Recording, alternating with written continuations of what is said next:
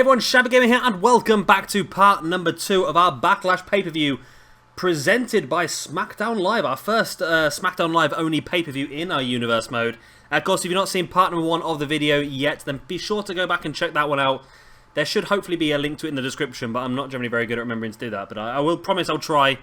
We saw 4 matches in this one. We have 3 more matches for you in this video, and that starts off with this one here. You can see on your screens, John Cena taking on Dolph Ziggler. We're also going to see after this one, AJ Styles versus Randy Orton.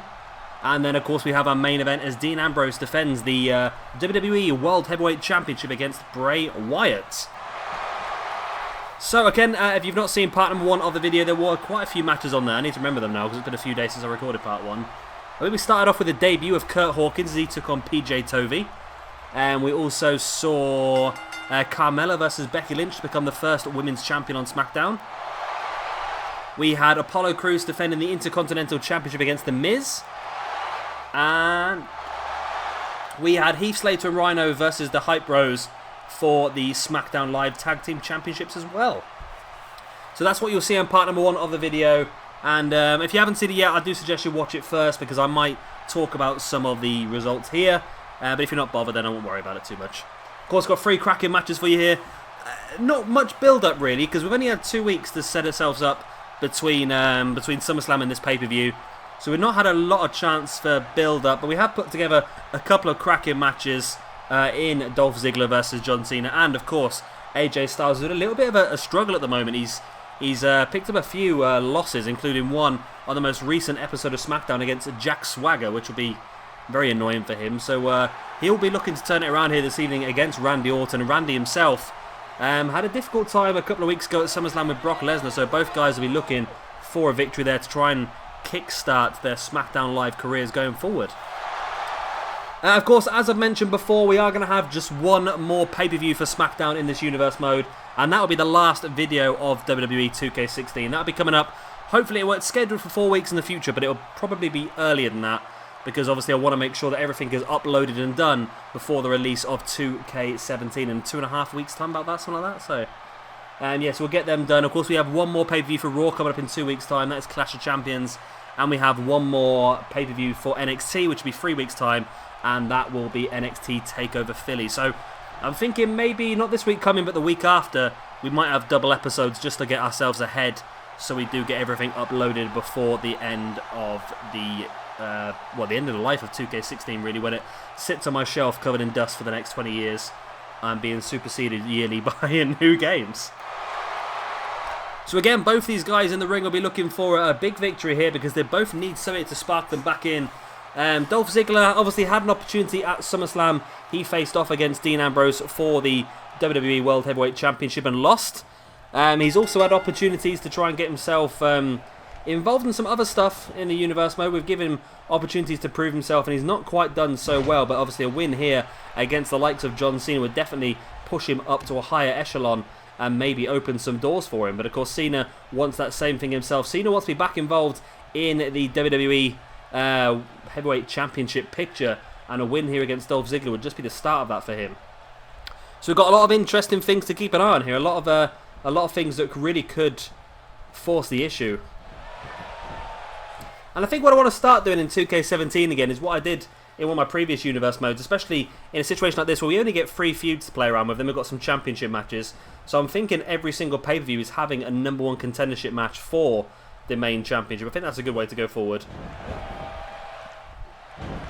As Cena now just wrenching back at Dolph Ziggler. I was surprised that Cena returned so early actually in real life, because I knew he was going to be out for some time doing his recordings, and I thought him losing to AJ Styles at SummerSlam was a way for them to do that, but he was literally only gone for about 2 or 3 weeks, so that sort of surprised me a little bit. But it's handy to have him back. I know he's not everyone's cup of tea, but the way that SmackDown has been recently, I think they needed as much power as they can possibly get on the roster.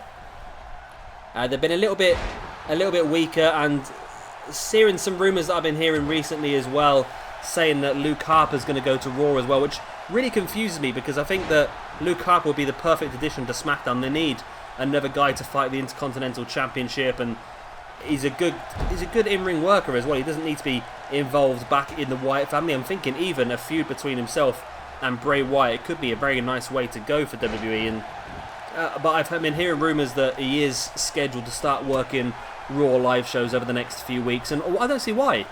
I did not see why. Raw have got themselves 66% of the talent in the draft. They've now got an extra 10 cruiserweights on the roster.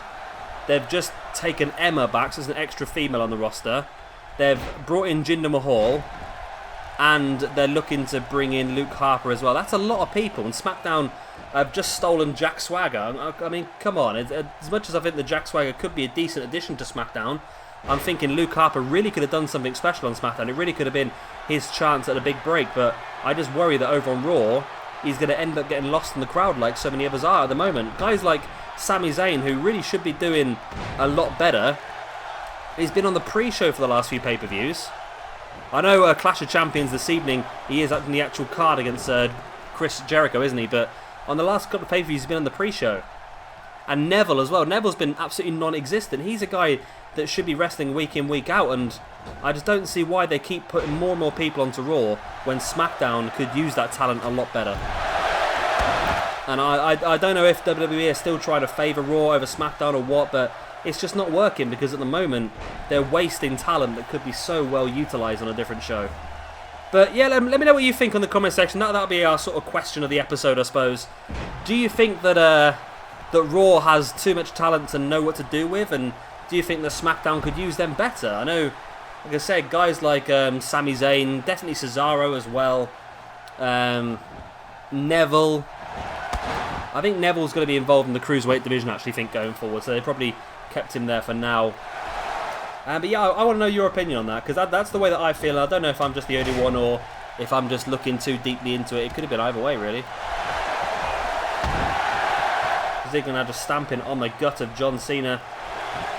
Brings him back up to his feet. And there's that big flatliner jawbreaker combination. Rolling Cena over. Clubbing blow right against the head. And now a kick to the gut of Cena as well. Big elbow drop by Ziggler. And Ziggler starting to turn the screw now, but trying to get a reaction from the crowd. But the best idea, he needs to continue to work on Cena. Oh, there's that big super kick. Cena goes down. Has Ziggler done enough? He drops into the pin. He's sort of hesitated a little bit, but he still might have enough. No, Cena kicks out.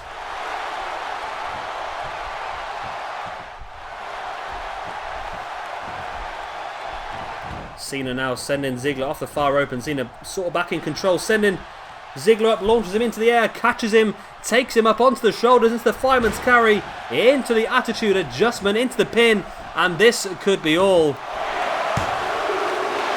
No, Ziggler kicked out. Ziggler kicked out. Well done, Ziggler. I thought he was done and dusted right there. But evidently not. And now Cena.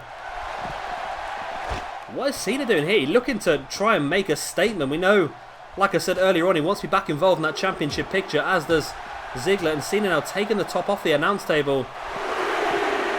But now sending Ziggler back into the ring. I think that's a wise idea. I don't think hassling around with the announce table is a wise move for Cena at all. Because that can often backfire as well, and you can end up in a situation you don't really want to be in. Cena now rolling Ziggler over, brings him back up to a seated position, and a big kick to the back. Rolling Ziggler over once again. And dropping the elbow into the inside of the knee of Ziggler. Now Cena goes up high. Looking for high impact here. Not the best position for him, and there's evidence of that as he misses the elbow drop, and now Ziggler lining Cena up. Cena's done a lot of damage to himself. Can Ziggler put that final cherry on the cake? He locks in the submission hold, which is not going to be a good situation, is it? The sleeper hold. Is Cena going to tap out? I severely doubt it, because we know what submissions are like on this game. I'm going to have to take that submission hold away from him, because it's just going to hold Ziggler back. Not that it really matters now. We're only a few weeks away from 2K17 being released, when hopefully submission finishes might actually be more effective. Cena back elbow. Big drop kick. Quite a stiff one as well. He was quite close to Ziggler when he hit that drop kick. Ziggler catching Cena with the right hand now, locking in the front chancery. And over the top row goes Cena, crashing to the below. And now maybe Ziggler. Maybe Ziggler's sort of lost track of what he should be looking at here. They've gone back out towards that announce table. Is that just coincidence, or is that going to come into play here? Ziggler sending Cena into the steps.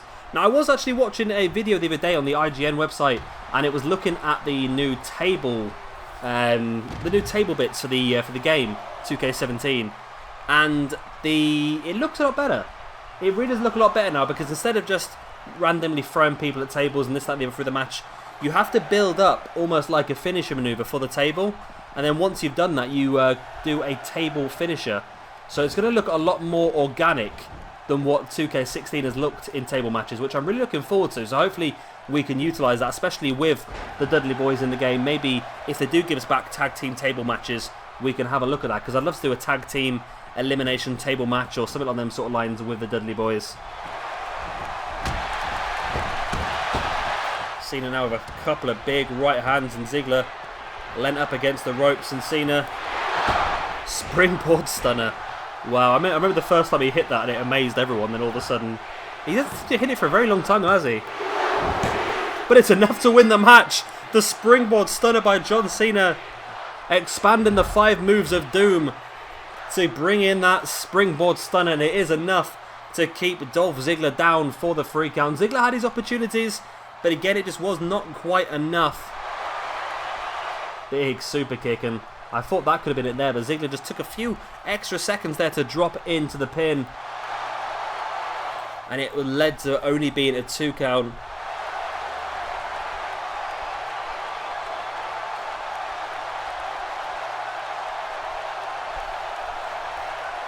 There was the AA earlier on, which I was convinced was going to be enough. But again, Ziggler managed to kick out a 2. It's crazy. That was when Ziggler locked in the sleeper hold. But again, it just was not enough to keep Cena down. But this was Cena picking up the win here, utilising that springboard stunner. Beautiful move. Ziggler goes down and into the 3 count. I was very amazed with that, I must admit. I really was. And it's a great win for John Cena. Not what we were expecting from him, but well, it was what we were. I don't know how you feel. I was hoping Ziggler was going to pull something off here. They seem to have booked Cena a little bit different recently, because I've noticed that not only does Cena lose clean to AJ Styles at SummerSlam, he actually lost clean last week to Dean Ambrose on SmackDown. So maybe there is a changing of the guard happening in WWE, and they're starting to book Cena a bit more. See, if they book Cena like everyone else, where he wins matches, he loses matches, and you don't quite know what's going to happen, I think some of the hatred drops. But it'll be interesting to see what happens as they move on, and can Cena fight his way into the championship picture here in our universe mode?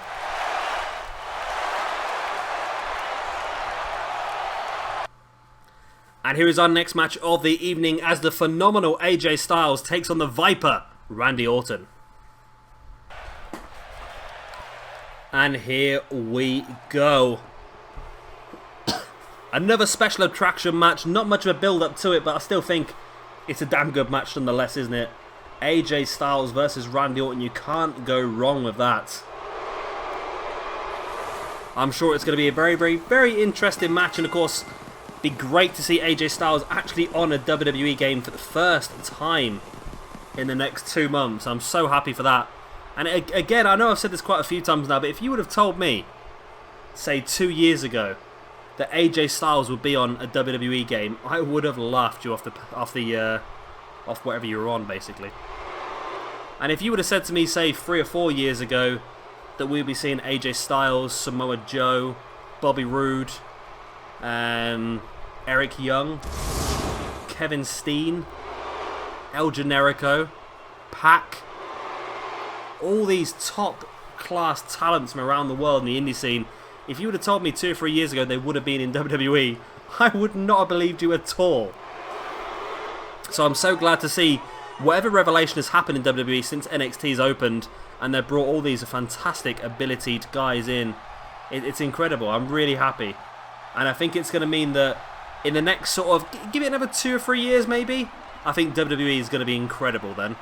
I think when you've got guys like Samoa Joe, Finn Balor, Kevin Owens, Sami Zayn, Austin Aries, Hideo Itami, Shinsuke Nakamura, when you've got those guys in the top matches at WrestleMania, which is going to happen in the next few years, you can guarantee it, that's when the show starts to become outstanding, because all those guys are incredibly talented inside the ring. And WWE over the last sort of 10 years ago, they have had a habit of having a few people there that are not necessarily good enough, but because of maybe family lineage, because they were there, just because they were yes guys, they've managed to keep their position within the company. And I think time is changing now. If you haven't noticed, guys like the Big Show and Mark Henry have almost disappeared from our screens and been replaced by a younger new generation, which is really helping WWE, I think. And it's just going to move from strength to strength, I think. I'm looking forward to find out what this WrestleMania is going to be, this next one coming up. When you've got guys like AJ Styles that look to be main eventing, you've got Kevin Owens who's the current champion as well, you've got Finn Balor to come back from injury, Seth Rollins, Dean Ambrose. It's going to be really, really good. I've already booked off a couple of days after Royal Rumble and a couple of days after WrestleMania off work for next year already. That's how prepared I am. Referee now splitting AJ and Randy Orton up as AJ pinning Randy in the corner straight away. And of course, if you want to look at it a certain way, AJ Styles is a legend of TNA. He's a pretty big name across Japan and across the entire world. Randy Orton is the legend killer. Randy Orton looking to kill off the legend of AJ Styles. I know it's a little bit early to be called him a legend, but in TNA's world, where you haven't really got to do a lot to become a legend, have you really? I think AJ Styles is probably the best talent they've ever had. And TNA really dropped the ball over the last few years, losing guys like AJ Styles, guys like Samoa Joe, guys like Bobby Roode that really gave the company their personality, their heart and their soul. By losing those guys and replacing them essentially with a lot of mercenaries that have left WWE, and some of them aren't even interested in the wrestling. Guys like, who I'm going to try and think of. I think it might be Ryback, maybe? I might be being harsh on Ryback there. I know there's one or two. Maybe, I think Brock Lesnar's definitely one of them. Brock Lesnar is someone that is in the WWE for the money, not necessarily the love of the business. And I think there's a few of those down in TNA as well. Maybe Bobby Lashley would fall into that. But we'll have to wait and see what happens. They've got a new generation of guys now in NXT and in TNA as well. Guys like Mike Bennett and EC3. But how long are they going to be able to keep a hold of EC3 and Drew Galloway now? Because I think both those guys will be being looked at to become into WWE. Mike Bennett, I don't think, will be able to come to WWE. There's an issue, I believe, with Mike Bennett's wife, Maria, and the Bella sisters, or Bella twins, whatever you want to call them. So it'll be interesting to see what happens there. But should TNA liquidate in the next 12 months or so, which I know a lot of people have been saying is going to happen for quite some time now, I think quite a few of the TNA guys might end up in WWE, but I think TNA are going to struggle, I really do. Especially with contracts coming up, and I think rumour has it that WWE are very interested in bringing Matt Hardy back as his current gimmick. Broken Matt Hardy, which would be interesting. He'll probably go to Raw as well, like everyone else does.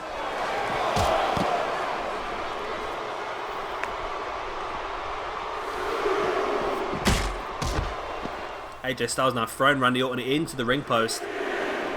Now that's interesting. I'm saying about Raw having more talent than SmackDown, and one thing I've just thought of that backs me up a little bit is the fact that we, on the last episode of Main Event that was taped this week, one of the matches was Lince Dorado versus Rich Swann. So these cruiserweights, which are supposed to be exclusive to Raw, are now having to fill in on SmackDown's secondary show Main Event because they don't have enough talent to fill it.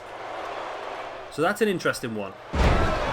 That just proves that SmackDown could just do with stealing 2 or 3 people from Raw. Great neckbreaker there by Randy Orton, almost a 3 count. Yeah, if they just did sort of like a special like draft episode at some point, or maybe as part of Survivor Series, the winner of the Survivor Series match could steal a couple of members of talent from either brand.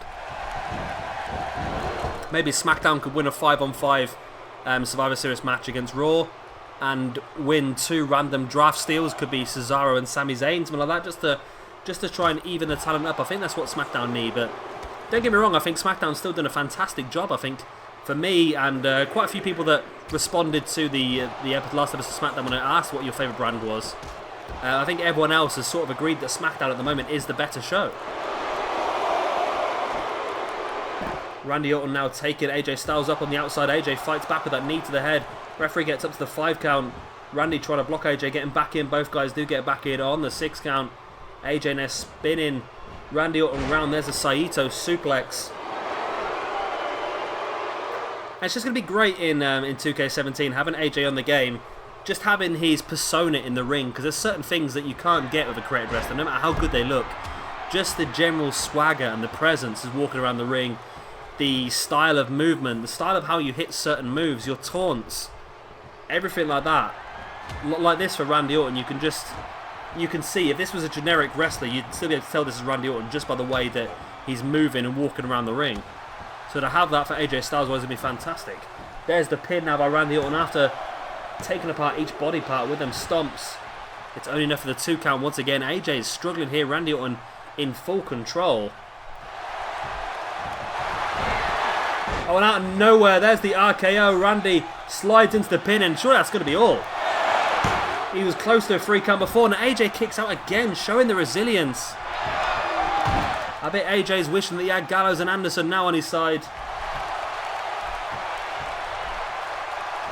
Stomp on the back of the knee by Randy Orton. He must be thinking in his head now, what does he need to do to finish AJ Styles off? He's caught him with the RKO, and it was only enough for the 2 count. Not many people ever kick out of the RKO. Randy now just slowing the pace of the match down, having a little think of what he needs to do just by locking in that reverse chin lock.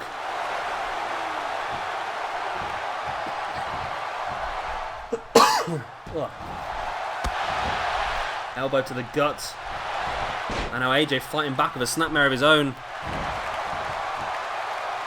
And just wrenching back the arm.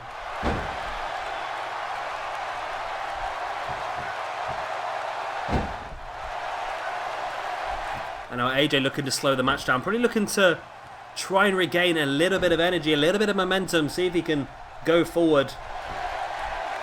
And of course, Randy's dominated the most of it. And I think AJ just needs to get his head back together and decide how he can turn this one round.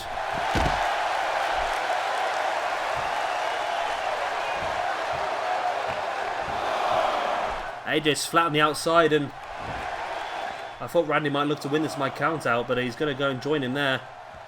AJ's starting to stir now.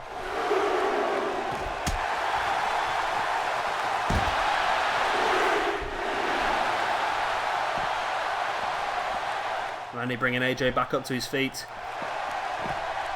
Sends him, straight into the ring post. I thought we were sending him back into the ring, but took a slight turn just at the last second. Both guys slide back into the ring.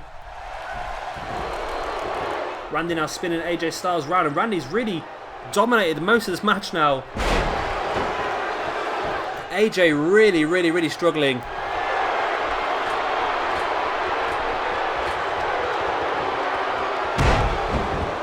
Big elbow drop by Randy Orton.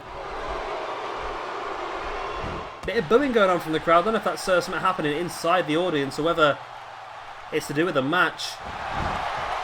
Oh, out of nowhere though, AJ Styles with a sling blade. I think maybe Randy just gave AJ a few extra seconds there when he probably shouldn't have done. Russian leg sweep by Styles.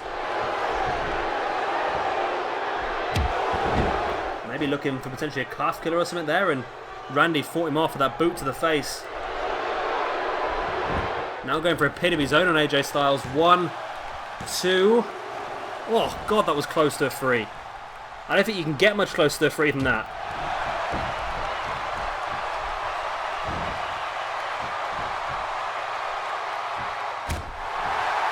Randy now, big boot to the lower stomach. The lower abdominals of AJ Styles. Now sending AJ to the outside. Drapes him over that middle rope. And into a DDT. And I think that could be all here for AJ Styles as Randy drops into the pin. 2. No, AJ gets a hold of that bottom rope. Great ring awareness by AJ Styles.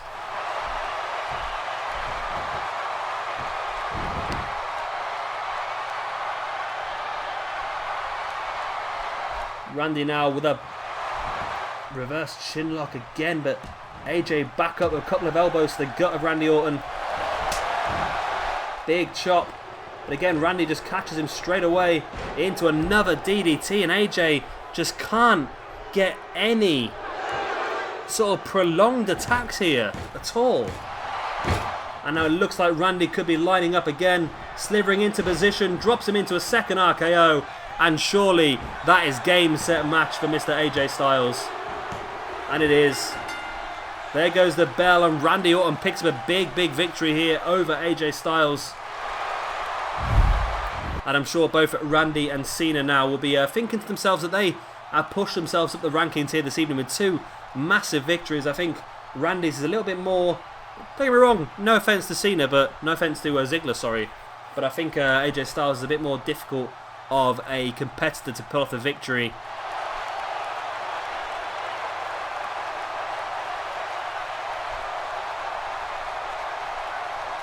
And in fairness to AJ Styles, he never looked likely to pick up the victory here, did he?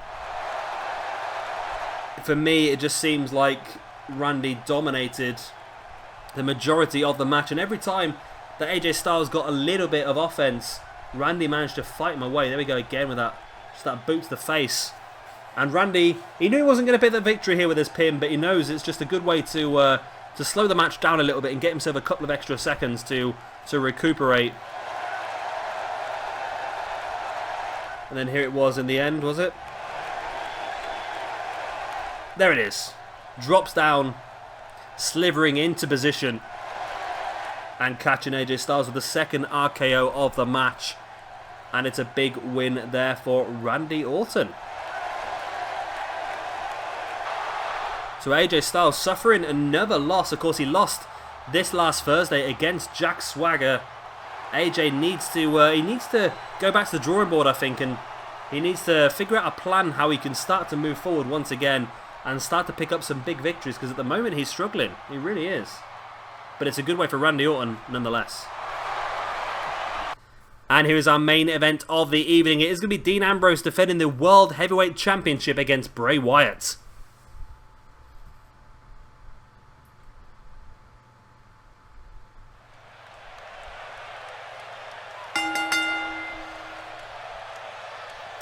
The following match is scheduled for one fall and is for the WWE World Heavyweight Championship. Introducing first, your champion,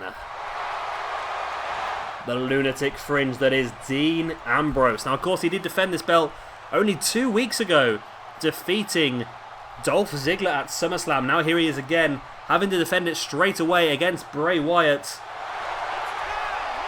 And I've always enjoyed the feuds between Bray Wyatt and Dean Ambrose, because both of them are quite good on the mic. Now, I think Dean, I don't know, I was a massive fan of Dean Ambrose when he first came into WWE, but I think he sort of dropped off a little bit. I think he needs to maybe vary his in-ring work a little bit, and I don't know, I think he needs to sort of, not necessarily reinvent himself, but just do something a little bit different, just to try and get things back in his favour, because at the moment he's becoming a little bit, I don't know, it might be just me, but I was a big fan of Dean Ambrose when he first started, and now he seems like he's got a little bit sort of samey for me.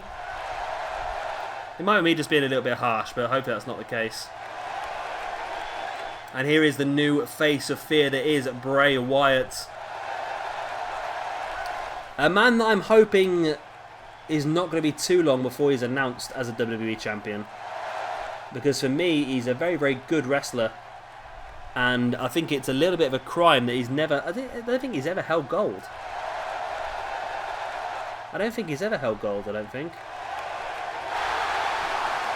I might be wrong, but I think in WWE on the main roster, I don't think he has. I don't even remember if the Wyatt family held the tag team championships either. I don't think they did. But then again, I don't think Bray Wyatt is necessarily someone who needs a championship. I think because he's so good on the mic and things like that, I think he can get away with not having the gold, because any feud that he is involved in, he can make legitimate just by mic work. For example, that whole thing against Randy Orton, they had 2 weeks worth of build-up for Bray Wyatt versus Randy Orton at Backlash, which just came out of nowhere. But it still ended up being pretty decent.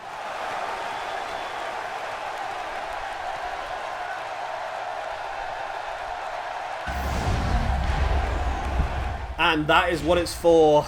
The big belt, which I still think looks awful. I want to bring back the days of the good old times when we used to have the big gold World Heavyweight Championship, and I think these belts look horrible. I don't know about you guys, but I think they look horrible. I think they look so plain and boring. There's no imagination, there's no art to them at all, is there? But there we go.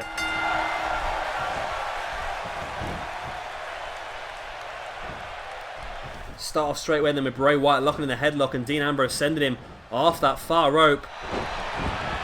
And Bray just coming back and flattening Ambrose.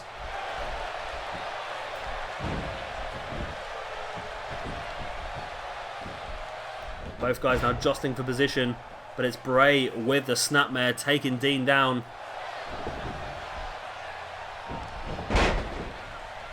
And now Dean taking control with a headlock takedown.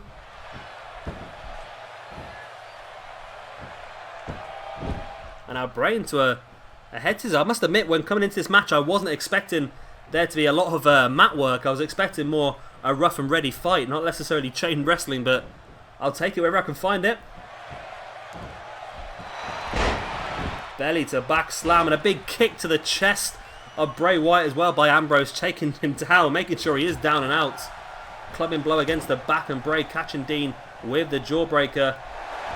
And now a Saito suplex, dropping Dean on the back of his head once again. And now Bray looking to turn the screws. Big back elbow.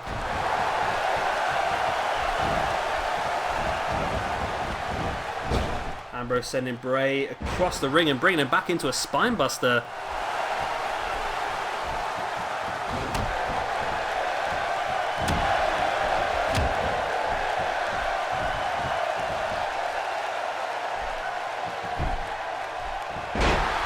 I see Bray Wyatt, they're going for a pump handle and Dean Ambrose reversing it into almost like a splash.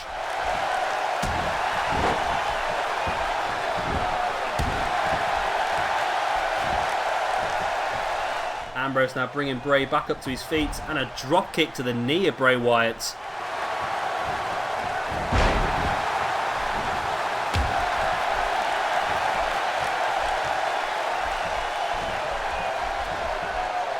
Ambrose now with the arm breaker. At the moment, Ambrose is in full control of this one. Another arm breaker on Bray Wyatt. A jab and then a headbutt. And now into a jawbreaker. And again, just like the last match, every time that Bray just tries to get any offense, he seems to just be struggling. Tornado DDT by Ambrose is dominating this match. 2 count already.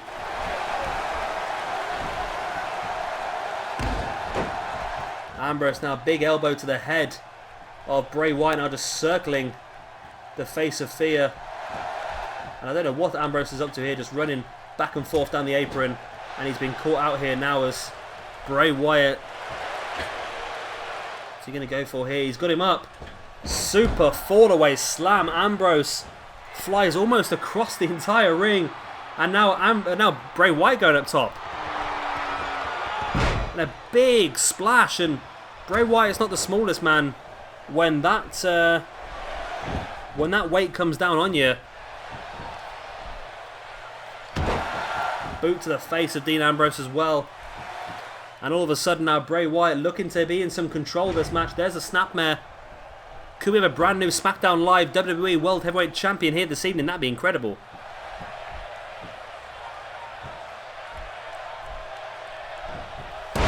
Jawbreaker there by Ambrose on Bray Wyatt. Both guys again back up to their feet, and Bray catching Ambrose once again, looking for that pump handle. This time he does catch him in that front pump handle drop. Of course, he tried that earlier in the match and it did get reversed into a splash. There's the pin now by Bray. The referee was slowed down, and that may have cost Bray, as it only is a 2 count. Big kick to the back of Ambrose. Now he's back up to his feet. And just brings Bray straight in, and a powerbomb by Dean Ambrose. Don't often see a powerbomb by Dean Ambrose, do you? And now Ambrose locking in that STF. Of course, submissions are not the best thing in the world, so you never know. Might be enough as Ambrose now dropping into the pin. Oh, that was close to a 3 count, that was. Ambrose back up to his feet now, stalking. Bray Wyatt catches him into a dirty deed. This could be an early finish of the match. 1, 2.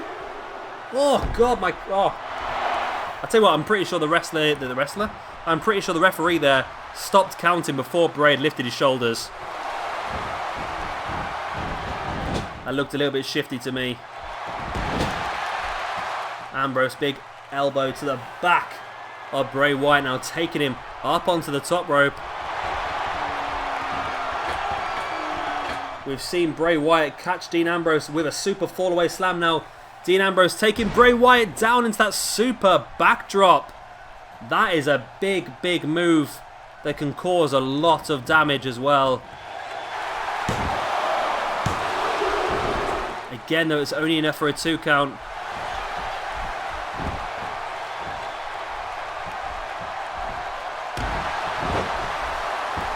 Ambrose, big headbutt to the back of Bray Wyatt. Now dropping an elbow into the inside of his knee as well.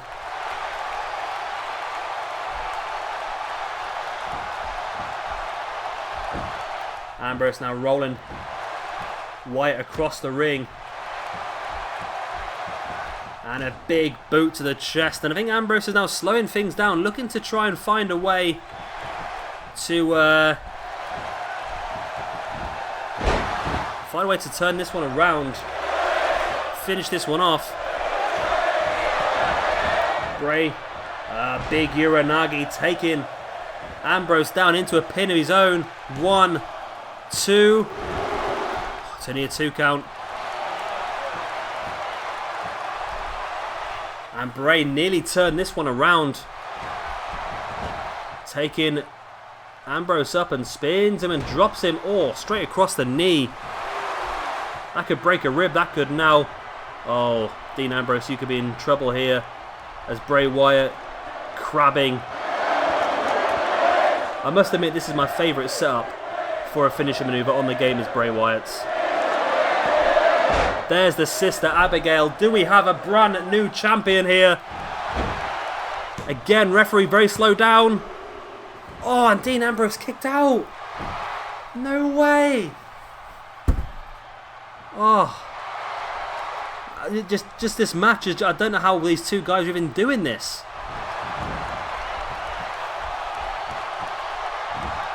Ambrose now back up, dropping Bray face first, and that sit out front slam.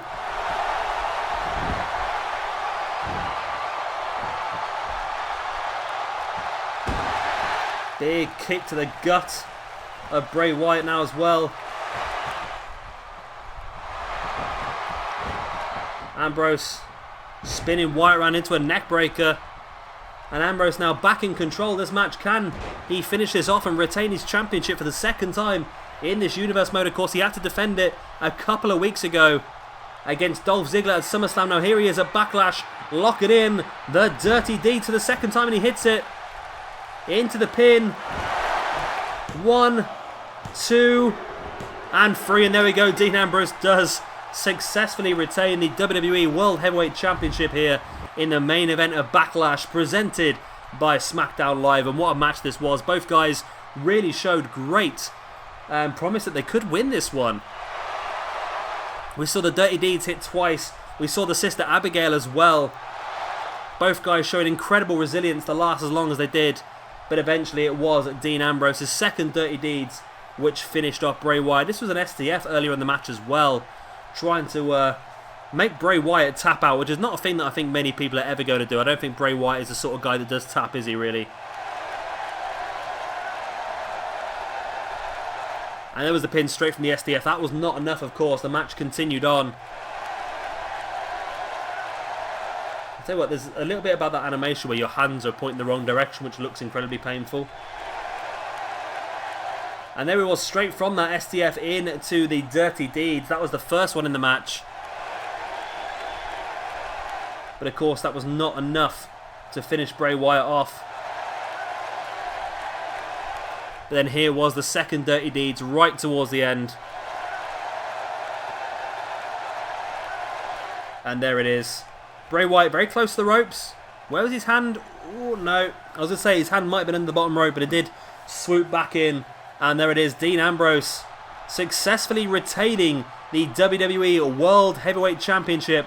What a fantastic result for him. That's 2 big wins for him now in 2 pay-per-views. Of course, defeating Dolph Ziggler at SummerSlam and now defeating Bray Wyatt here at Backlash.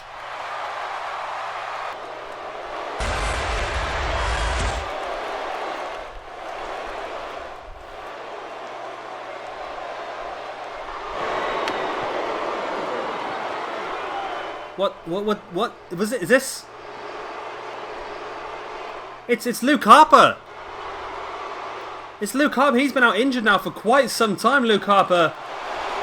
And here he is making his entrance here at the end of Backlash. We've seen a few little hints that Luke Harper could be returning over the last few weeks, and here he is now making his entrance here at the end of Backlash.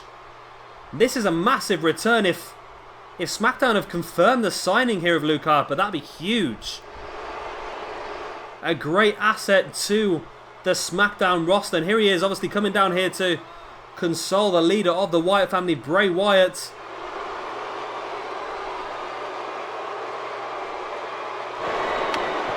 Bray Wyatt, though, has dropped to the outside of the ring. He seems to be avoiding Luke Harper. Not quite sure why.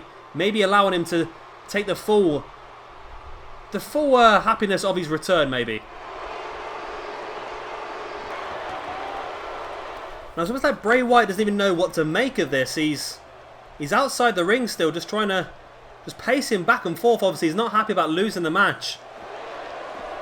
But it looks like he's going to... Yes, he's making his way here now. Maybe to confront... Well, he's trying to make his way there now.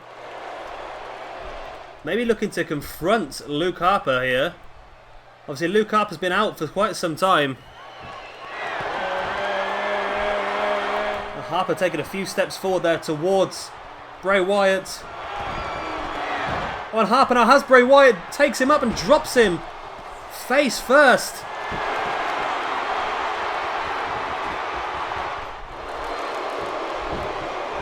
Oh, this is not looking good here for Bray Wyatt at all. Luke Harper out of nowhere makes his return and just flattens the former patriarch of the Wyatt family. Luke Harper has destroyed Bray Wyatt here. Obviously going single now. Well, guys, that is the end of this episode of the WWE 2K16 Universe Mode. I hope you have enjoyed it. Of course, if you have, then please hit that like button and subscribe for more. I've been Shabby Gamer. Thank you very much for watching. I'll see you all next time.